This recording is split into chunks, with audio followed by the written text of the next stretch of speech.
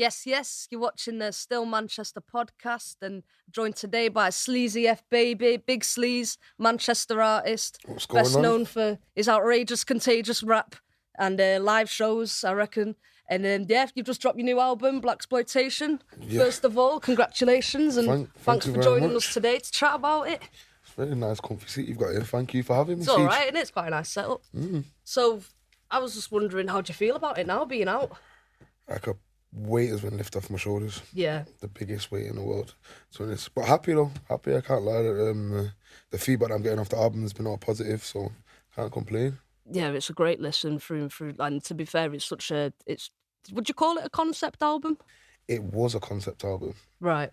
So the original concept behind it, we was going to do like 80s, like you know how the Pussy Whip video was set up? Yeah. That setup was going to be like the whole thing, like the whole pimp, blaxploitation film, like Shaft. Yeah. Kind of, I'm just going to do all the songs like bass like that. And then I'm not even halfway through because we were recording like that. And then like I'd say like towards the end, like the last quarter, I just had a change of heart and I was like, I don't want to do a concept album anymore. I just want to make a hard rap album, innit? Like just in a sense of I feel like that's what the people that listen to my music deserve. Like I think the concept albums can come a bit more later, like after All Black Tracksuit. I feel like I just wanted to Release. and just hit it with the stuff you do best, kind of thing. Yeah. You know what I mean, show that I can still rap. Yeah. So you kept the title though, because there's still that element of that influence. Yeah, we kept the title. To be fair, we didn't have a title for a long time, and that kind of comes to me because we just kept talking about blaxploitation films. Like, oh yeah, but look at this blaxploitation film. Look at this blaxploitation film. And I was just like, oh, I'll just name it Blaxploitation. Yeah. The thing is as well, because you've kind of got especially the style that you've kind of run with it. Definitely Pussy Whip, because that was one of the singles. That's kind of like cemented that theme for you anyway, you know, so you don't have to like over egg the theme. Yeah, like I didn't want to overdo like the because it's obviously that there's a thin line between comedy and people thinking you're being serious. It's very like a line. novelty act kind of. Yeah, do you know what I mean? And I didn't want anyone. I was glad that obviously other than like I was banned from advertising Pussy Whip. Because of the title. Possibly.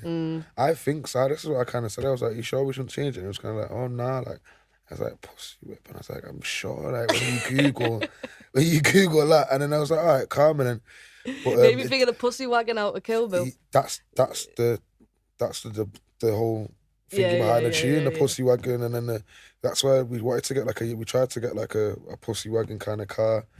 And this cover was going to be the Pussy Wagon, innit? Just really switched about. But, yeah, like when we was doing it, it's like a thin line between it. Oh, my man thinks he gets all the girls and and oh, your mama's bare funny. So you have to walk it very carefully. Do you know what I mean? Yeah. So you don't look like Goldie looking Shane. Yeah, very thin. That's such a thin line, like. Yeah. So the whole album is produced by Dirty Dike and it's out on his label as well, isn't it? So how did that come about? I know you've had a bit of a working relationship before now. I was on tour. This is a couple of years ago now. I think I was on tour and I can't remember. I was in Berlin, or I might have been in Switzerland. But one of the two. We travel. We don't know where we were. One of the two. But my manager now, Christian, was the tour manager of that tour. And we just obviously we spent so much time on the road and stuff together. You smoke, you chat, and obviously he wanted to help me out. And then I'd already had Pussy Whip. I've had Pussy Whip for years. Like just as a song, I went to Dyke's studio, I had a little drink and all that, and just ended up doing it because we were supposed to work for so many years. And then Christian was kind of just like got on the phone to Dyke and was like, yo, this is what should happen. What man was like, yeah, it's easy, down. And then literally within like, it was done, but then obviously at the time, there wasn't a Melonskin. Yeah. So obviously like at the time, we were just talking about doing an album together. And then as things like got further and further and further and further along, obviously Melonskin was then created by him and Pete Cannon. Oh, is it Pete Cannon's label as well? Yeah, sick. Two of the top dogs. So like it weren't nothing really but a conversation. Like Dyke was just down. I remember I spent a lot of time in London finishing off. yeah, finishing that album, to be quite fair. I didn't really record any of it here. Yeah. But yeah, Dike was down, and I was like, it's nice because it was like my second album, and I was going like for a new vibe. Let's say it was nice to just be on a new label. So do you know what I mean? Everything was just new. Like, fresh. obviously, yeah, like I'm still Blah forever, like COTD and all that. But it's just like, you know what I mean? It was just nice to be a part of building something. Yeah, I guess. Yeah. I was gonna ask, but you pretty much answered it. So was it a case of you were working to and from, or did you just sort of go down to London and lock yourself in the studio and do like the heavy sessions, or was it sort of a long time in the making like that? It was a lot of WhatsApp group at first. Yeah. A lot of WhatsApp group chats. Because I used to go to London anyway, because that's where Christian is, my manager. So when I go there, we chill off, had shows or whatever, I just go and kick it. And then I remember, cause I feel like it was before, I did like did I do two? I can't remember if I did like a songs before quarantine, but yeah, no, it was before quarantine. And I remember because Bailey, R.I.P., my friend that passed away, that was like a main catalyst for me for even finishing it off. Cause I remember we were still talking about, I think I'd done about 3 songs at that point, maybe 2. Yeah. And then when he passed away, obviously, like, no one here really knew him, so no one could really, like, not sympathise, because everyone can sympathise, but no one could really got how I felt. How and you then, were, where you were at with everything. Yes, and Christian just rang me and was like, oh, bro, like, you need to come be around some love, like, some energy, like, people like me. And then I ended up going there, and I remember it was like, you couldn't travel yet, really, but the trains were still going. I remember, like, I snuck on the train to Stockport, got off at Stockport, got back on after Stockport, and just went straight to London, and then told my mum I'd be back in a week. I didn't come back for like 3 months. Really? That's what you know what though, that's what you needed at that time to get into that zone, and like you say, I really like that project that you did for Bailey as well. That that Who's That tune, I like that one. It's sick. That's what I'm saying. So it was all one of those ones, isn't it? Whereas, I suppose at the time you just wanted to create. Yeah, because he was like, he was the DJ, the tour DJ. So me and him shared hotel rooms together. Like, you know what I mean? The brotherhood was like, and our thing was kind of like, yo, once we're doing like supporting my man on tour, you're gonna be my DJ. We're gonna do this. You're gonna part of the album. So it's like kind of everything I'm doing now. Me and him spoke about doing together. You know what I mean? And obviously, like, even like down to having Christian as my manager, that's the stuff that me and him used to speak about. So everything's kind of come full circle. You know what? More power to you for realising those things that you started together. Yeah, I wouldn't be like, obviously I wouldn't be who I am in it, but like the last bit of Sleazy F Baby, I was maturing into it, I'd say. Like, whereas like being my own person, my own artist, not connected to anybody else, just on tour performing music. I just came back as my own person, but he was a person that he was very like avid on the fact that I was already that person. Do you know what I'm saying? Yeah, he was your support. Yeah, like he's seen it before. I haven't fully seen it, so it was like it's bittersweet. Obviously, I'm not getting to do all this stuff without him, but like, yeah, it's kind of bittersweet because we're doing everything that we spoke about, but he's not here. But like, he's obviously here in spirit and soul. So yeah, absolutely, man. So you've buzzing to have it out, and I was just wondering, have you got more plans for live shows with the actual tour of the album? Or is that something that you're gonna, because I imagine it's frustrating, like when you first release something and people are a bit like, "What's next?" Yeah. Do you know? So are you planning to sort of sit back with that and see what the response is? I know you said you've had a great response so far and stuff from the singles that are out so far. So what's the plan with that? Well, I've recorded like 6 projects since then. Jeez. There's no stopping it. I'm trying to think of a way to say that in like a less like studio rap way, you know what I mean? But I've recorded like 6 joints since then, and like because of quarantine and everything like that, like, and then I have to respect every producer, engineer that works with me, like photographer, videographer, like the patience that you have to work with me, because it's like I will come and I will vibe out and I'll record then and there, and all the vibes, I'll be like, yo, we're gonna do this project, we'll do this, and I was doing that a lot, like not on purpose, just feel like I was just back in my creative zone, and then people were like, all right, cool, like next 3 months, and I was like, my album. Actually. Yeah, and they were like, what do you mean? Is like, oh, so when you put the album out, and I didn't have a date. I literally got the date of release maybe a month before. Yeah. I got my release maybe a month and a half before.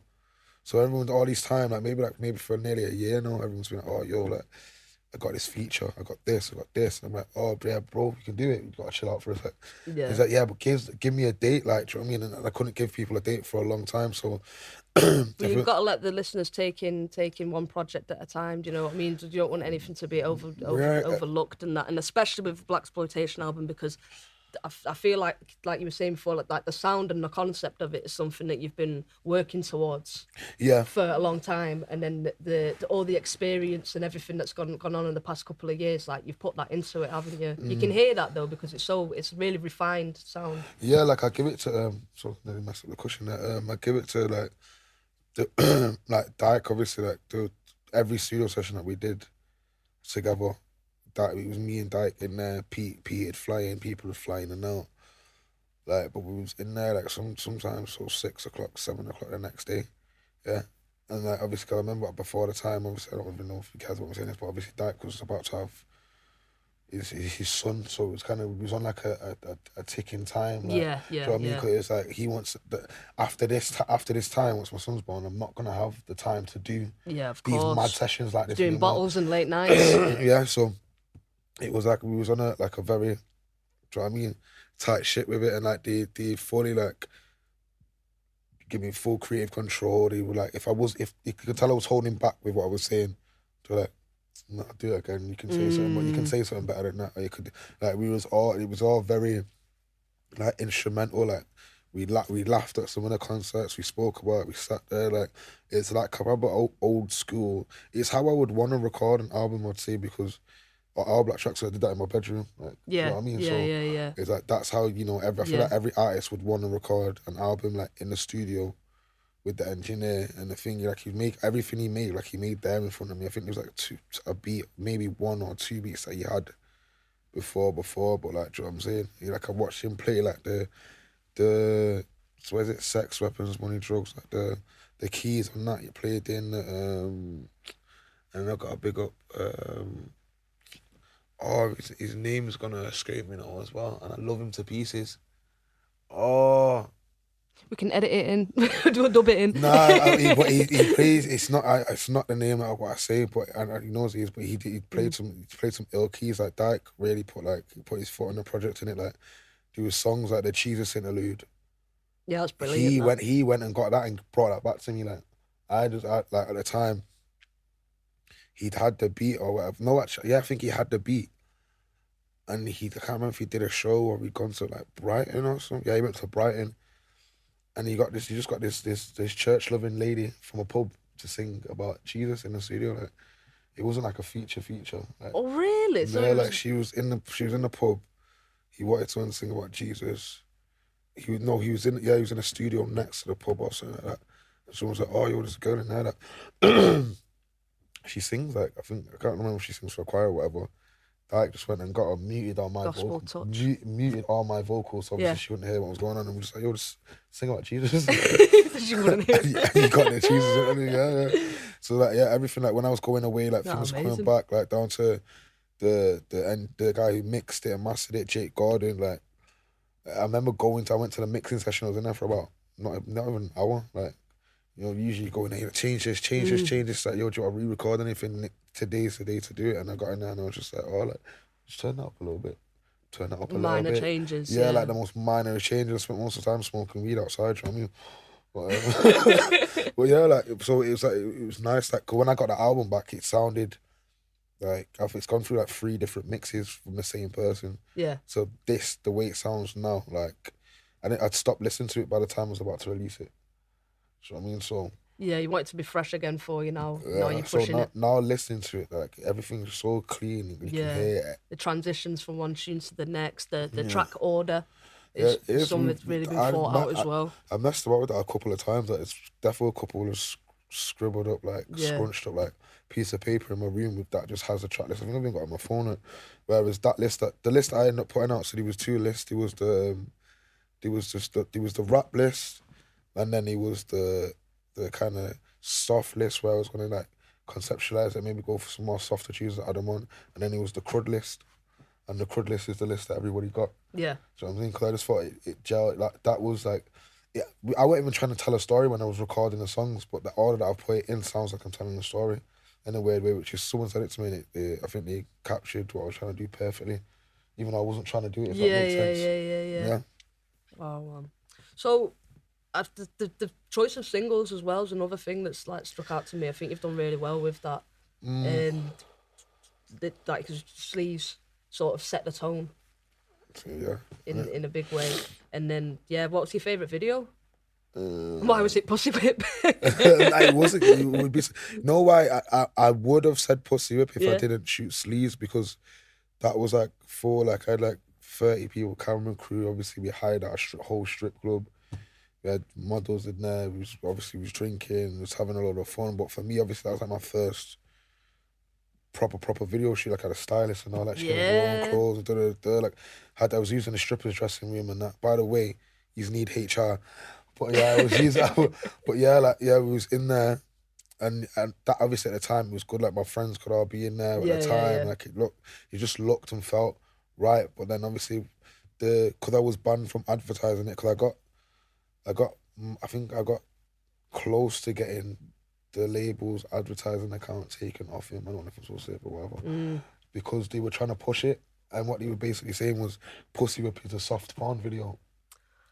So, so obviously when I did that, obviously like my socials are going crazy, the YouTube's going up, and then it just went. You stopped it, like, you know, like, kind of clocked. I would say it was no different from mainstream American videos. But that was what was getting me. But then I realised, obviously, I'm not a part of the machine in it. I've not got the machine. Yeah, you're not got that signed by Sony kind of thing. So it was like, when we did it, and then I'm going looking at related videos, and like Meg Thee Stallion, and that's just doing all sorts of whatever's with whatever. So I mean, I'm just like, oh, this is a bit mad. But then, WAP stands for something. There you go. Do you know what I mean? So then it's like, it was disheartening, innit? Because it's like everything was going so well. We'd done the video, we got it out, it was all over, it was all finished. Because one of the reasons that took me so long to even get into the full swing of my campaign was getting Pussy Whip shot. Because it was hard to find someone that could, like, some of the storyboards I got back horrible, like, from people. Horrible, like, so I'm not even going to say it because I don't. I'm not going to say it, but one of them involved the Catwoman suit, and I was like, nah. Ooh. Yeah, like, do you know what I mean? And I was like, nah. So it took a lot, and one of my boys, that's why he didn't even get to work fully on the video. He edited it, but like, just off the love and the strength, like, he's wanted to work with me for so long. He was able to get me a full camera crew, get me all the kit. Like, sort everything out. He edited it, like, flipping, taking his daughter to school mad times. Like, he did everything he could to facilitate from just, like, FaceTime, do you know what I mean? Like, it went from me being like, oh, this is what I want to do, to my own being like, just a conversation where it's like, yeah, and then we do this and then we do that, and do you know what I mean? So, yeah, but then, like, the Sleaze, because, like, I'd say it's Sleaze because, obviously sentimental kind of, obviously, not to take it down, but, my granddad actually passed away the day I shot Sleaze, like, the night I shot Sleaze. So it was that, and it was like kind of I was in not a kind of a weird place in it. Like, my mum was like in hospital, and my granddad had passed, and obviously it was like, I'm still trying to do this, like, be me, rebrand, like, be hyper thing. But then it was like, that's what with Sleaze, like, I was like, yo, I just want to take it back to the basics, like we did with All Black Tracksuit, black and white. All black talk, just hard rap, and just focusing on the music and what's going on. And big up Matt Gas for obviously, like, just coming in and being able to bring my vision to life, like, straight off the rip. So I feel like even with that, like, my mum was like, oh, just shoot the video, don't feel no way about it. He would have wanted you to do the same thing, and so just that whole thing, like, because it happened. I remember it happened, like, was it mid shoot? Okay, it's kind of towards the end, and I didn't tell nobody. I just carried on shooting. Yeah, it must have been difficult. Do you know what I mean? I just carried on shooting through it and that, and then, but like, it was kind of, it's symbolic in a way, in it, like, cause it's like, I don't know what, like, even helped me get through shooting the video, but it was kind of a one where, like, he must have been there, because he never really knew what I was doing, like, you know, as your grandparents don't really know, but he was always supportive of my music or whatever it was, in it. So it's kind of just like him pushing me in the right way, and just, like, and I feel like that video that was the video that let people know I was back. Like Pussy Whip was a cool video and it was nice and it was glitzy and all that kind of stuff. But like Sleaze was the video. It was like, oh, okay, he's back to do it. That's what you're I'm saying. So that was the video when people seen the black and white. It just people just say, oh yeah, it's like All Black Tracksuit and it's like and it's like that was kind of what we was going for. I wanted to make people feel because when I did All Black Tracksuit, there was a I mean, the way people took it was like, what the hell is this? I've never seen this before. But to me, it was just like rapping for the camera in black and white. Do you know what I mean? So it's a bit of a long-winded answer. Sorry, Siege. No, you're good, man. But so I was gonna go sort of back to the talking about Blaxploitation album and the choices that you made about what tunes go on there and stuff like that, and it sort of makes more sense now to know that you was really working in tune with Dirty Dike and the ideas were both bouncing off each other, and I think it's really got that like vibrancy, but it also does it is almost a bit like a part two to your first album. And was that sort of something, because I know that you've been making massive amounts of music, loads of features with different people, you've worked with loads of different people, but was it really important to you at this point to do an actual album? Yeah, because I've done like little mixtapes and stuff when I've been on tour and that I've just ended up taking off streaming platforms or whatever. But I feel like because All Black Tracksuit, I didn't want to make that an album. That wasn't supposed to be my first album.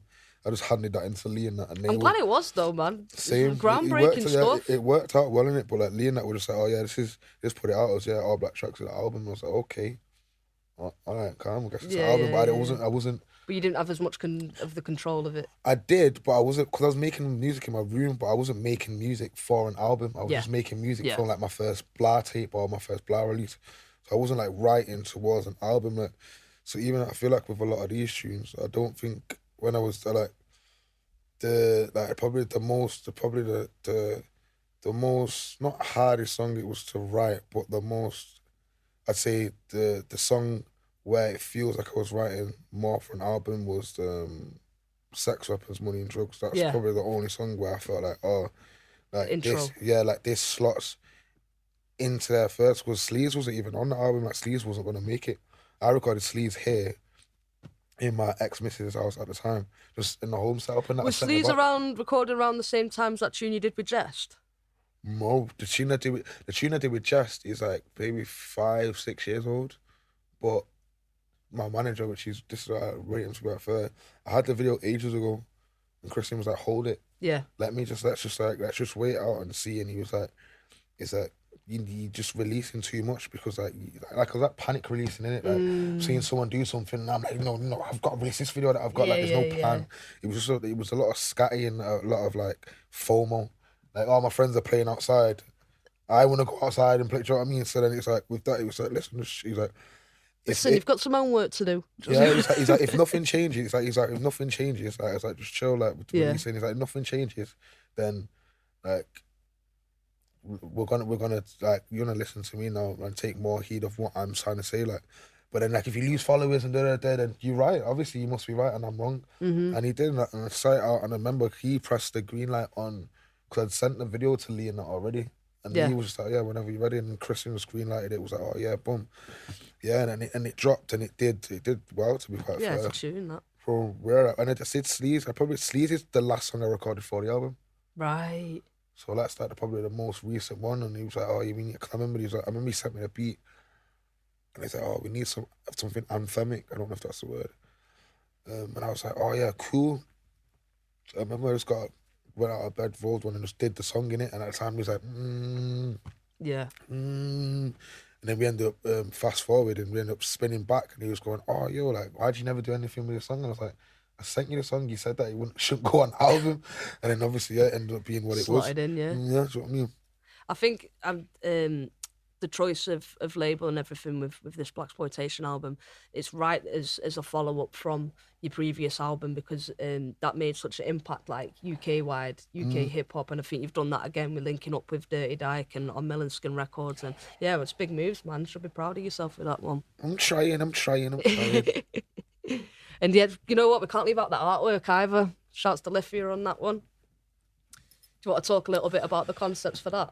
Well, that's what I mean. Like when I don't know, and that's why Liv's cool because even like when I brought the idea to her, I was sending her like Blaxploitation folded posters and like Shaft posters, Superfly posters, and like I think what was it called? Dolomite. Yeah, whatever it's called. Dolomite, yeah, seen that. Eddie Murphy played him, didn't he? Yeah, so obviously you see the vinyls, obviously the actual real Dolomite. I will send her the covers of that. So I was like, I don't know how I want to be placed or how I want to do it. Yeah. And then like, and this is what I mean, like she's probably one of the most like active people. Like, yo, Liv, can you do this? Whoosh. I do it. Like even like the car, like anything that, like there was nothing that she said no to. There was nothing that was impossible. Like even down to like like a lot of it was just like me saying little things like the towers and all this kind of stuff, like the church, like things in the back, like there's like very intricate things on there that you'd have to look at it to see. Do you know what I mean? It's like even like one of the towers has like Bailey's name on it, my RIP to my granddad, and one of my other friends saying the car is like the actual car that's in that is the car that I envisioned that I wanted for Pussy Whip. Do you get what I'm saying? And then obviously like I'm not gonna give away all the Easter eggs, but even when I was like, oh yeah, I want like kind of something from each video to be in there to like represent, and like even like down to that, I was like, oh, stupid things, like I was like, oh yeah, because Clint's my boy and he does trainers, I want to be in some Clint trainers. It was like, oh yeah, calm. Yeah. Like, do you know what I mean? recommend if people have a good look at that album artwork, because there's a few little details in there and little nods to things in your past and what makes Sleaze really. I think it's sick, man. The whole project as a whole has like really come together well, man. I wish you every luck with it. And record release, are you looking at vinyl release or? Possibly. I was thinking it looked nice. Yeah, that's what I was thinking. Yeah, possibly. No, do you know what? Possibly, you know, I'm just gonna write it up. We're gonna see where the rest of the year takes us. Yeah. Hopefully there'll be more Sleazy F Baby headline shows towards the end of the year that we're working. The end of this year. Yeah. Wicked. So we're still working towards that, like putting my name at the top of more flyers and stuff, and like just a culminate and just seeing where we're at, and like cause it's a weird one, but it's an exciting one. Do you know what I mean? Because it's like. I've never went anywhere, so everyone knows I'm still here. But it's like now the music is caught up to like the presence that I have as a person. Anyway, so now I'm not just outside to be outside. It's like, yo, you're outside, you're on album, the air feels different. Do you know what I mean? So it's like now people have more to talk to you than just, yo, when you releasing G? When you releasing G? When you releasing G? Now everyone can leave me alone for a bit. Please. What was going to come out was not what came out. But yeah, you know what I mean? I bleep myself. But yeah, like everyone can just leave me alone and let me get back to doing what I do best. So yeah, man. You got any more support slots coming up? I seen you at Rome Streets. Was it was that in Manchester? Yeah, we did Rome Streets at Blues Kitchen after I got banned from Blues Kitchen and banned from Blues Kitchen. They cannot be banning you. They did. They banned us. They actually did. That's good. I'm not going to say the other person that's banned, but free him. But yeah, the promoters were like, I remember what did they do? Yeah, they invited me. They messaged my manager and asked me to come to Blues Kitchen for like, I think they signed a new night or whatever it is. Big up you, though, I ain't got no problem with this, but yeah, they invited me there. Huh? Give me free drink tokens, VIP walked me through the line. So obviously I'm like, all right, cool, gone outside, smoke a spliff, whatever. I went around, he's like, hey. Yo, Banji. I was like, what? Me? It's like, yeah, I take my mum here all the time. Me? And he was like, yeah. But obviously, big up, I think it's Layla B World or just Brenda who booked me for that. Like, because she imagined she booked me the night before. Then I'd gone on Instagram and been like, yo, I'm banned from Blues Kitchen. But I didn't know that the venue that she booked me for was Blues Kitchen. So then she's hit me back the next morning going, what? What did you do? Like, I'm saying, like, nothing. Like, but she emailed him and obviously just got everything right and we did that. Yeah, cleared your name. Yeah, but then I think the next one that we're doing now, well, obviously probably would have happened by now, possibly. Dike's here on Thursday to finish off his tour, the Mattress tour. Oh, sick. Like, it's a bit of a weird. He did his last day in Manchester, innit? Blues Kitchen. They love you just there. Love us that much. Like, sure, I've got to lie. Like, I've done Jarita Damage there, I've done J Electronica there, and everyone there, the staff and all, so always looked after me, so I have nothing to say. I was just offended that I got banned. I was like, yo, we do tequila shots when you bartenders like me. He was like, yeah, like that's, I think. Do you know who I am? Yeah, I think that's the other one I've got.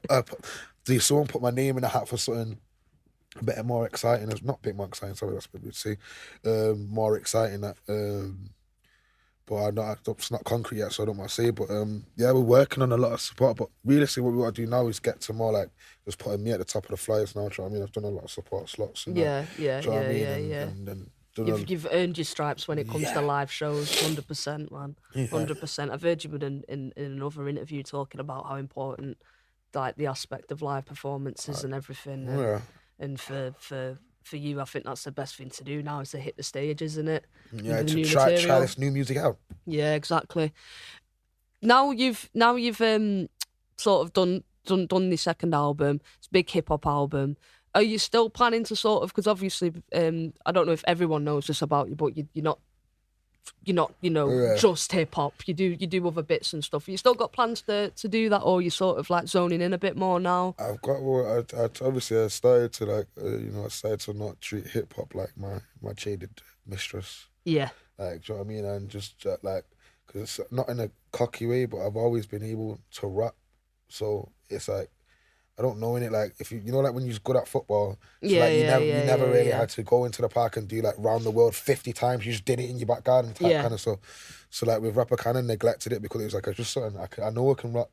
I wanted to learn to do all the other stuff, so I spent a lot of time learning to do melodies and harmonies and working around whatever. But then, I feel like now obviously like I am focusing more on hip hop, but only because I've got so much music of the other genres. Like there was a tape that I was supposed to put out, and a couple of people are mad at me about it, but there was a tape that I was supposed to put out, and it has Tyler Daly on it, KSR, King Kai, big names, DRS, Misha B.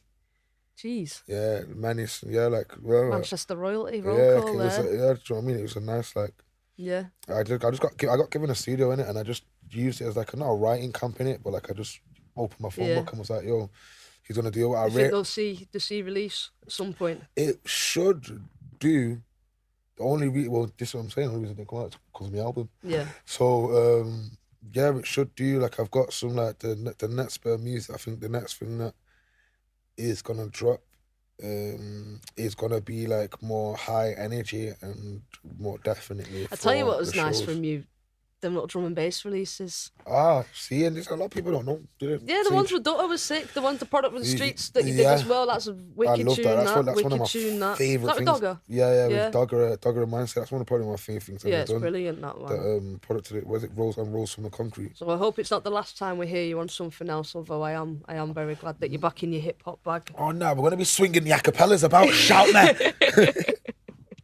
I suppose just to wrap it up, like where can the people find you? Where can you find your music? Where should we be hitting up? Sleazy F Baby on Instagram, Sleaze World without the O on Twitter, and Blaxploitation is available on all streaming platforms now on Melonskin Records.